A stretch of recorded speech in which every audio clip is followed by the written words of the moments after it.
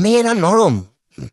সে যতই যুদ্ধ করুক ছেলেদের সমান, যতই tank, machine gun, plane, fighter চালাক, মেয়েদেরকে করাই দিছে নরম। মেয়েরা খুব সেন্টিমেন্টাল, মেয়েরা খুব আবেগপ্রবণ।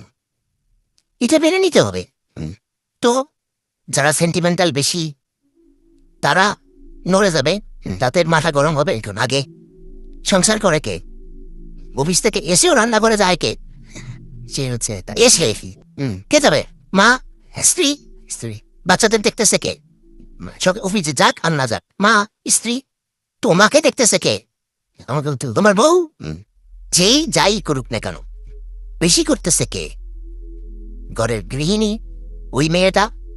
ওই মেয়েটাকে আনছো থেকে আরেকজনের ঘর থেকে ঢুকাইছো তো তোমার ঘরে। সে মেয়ের জীবনে তোমার পাশে আসছে? কোনদিন আসছে?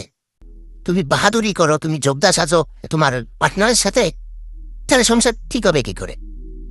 তা আমি এই জন্য বলি, চিৎকার করবে মেয়ে, আছাড় মারবে, মানে জিনিসপত্র ভাঙবে মেয়ে। মেয়ে কিছুই বলো নাই, মেসাকার কে না হবে? মেয়ে নেই, এটা তোমাকে মেনে নিতে হবে। ছেলেদের চামড়া গন্ডারের মতো করতে হবে।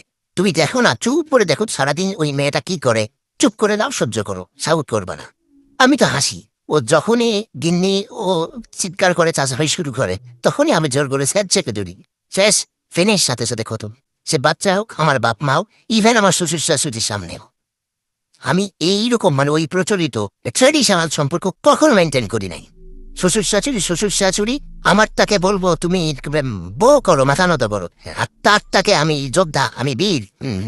সে তো তার বাপ মা, এ আমার বাপ মা, সমান সমান। তার ছেলে হয়ে যাও, তুমি তার মেয়ে হয়ে যাও, এক্স্যাক্টলি, ঝামেলা শেষ।